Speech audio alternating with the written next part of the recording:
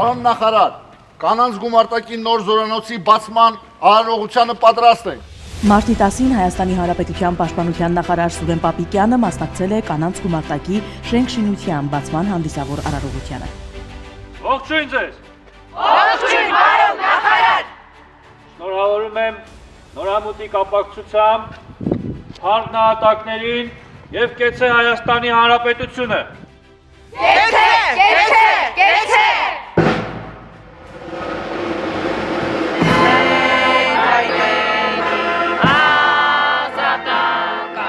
Հնչել է Հայաստանի Հանրապետության պետական օրհներգը։ Միջոցառմանը մասնակցել են նաև Հայաստանի Հանրապետության Պաշտպանության նախարարի առաջին տեղակալ, զինված ուժերի գլխավոր շտաբի պետ գեներալ լեյտենանտ Էդվարդ Ասրյանը, բարձրաստիճան այլ զինվորականներ։ Նախարար Պապիկյանը շրջայց է կատարել Զորամասի տարածքում, ծանոթացել կին զինծառայողների համար ստեղծված կենցաղ կացարանային պայմաններին։